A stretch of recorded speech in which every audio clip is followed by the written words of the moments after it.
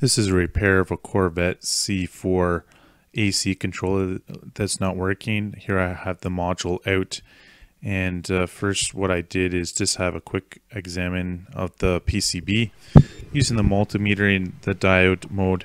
I noticed that right away that there was this brown resistor here that looked like it was burnt, and then I took some time to examine most of the components. Everything else seemed to be okay, except at the top and corner I noticed that there was this diode that was shorted to ground. You can see it's shorted, it's right here.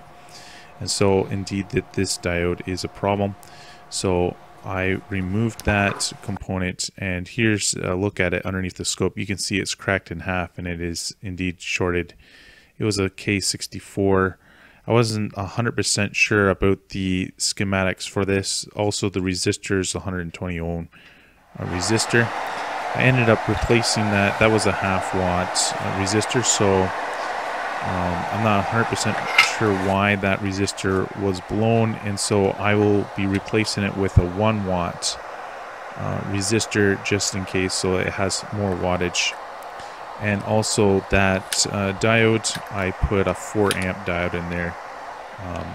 Again, I'm not 100% sure the amperage that this AC controller is going to be using, but I assume it would be around an amp. So I'm just being extra cautious with the extra amperage for the replacement part. So here I am just removing the diode, just using the soldering gun, and then I put in the new replacement and soldered up those legs, and then we'll be putting it in to have a try to see if this will fix the problem. This board is quite older, has the older through-hole components. It's probably from the 1980s. In around there you can actually see it's slotted, so the circuit board just pushes in. I've got those resistors and replacement diode all installed, and just removed the burrs on the solder joints. There's the replacement diode that I put in, and also the 1 watt resistor. I hope this was helpful.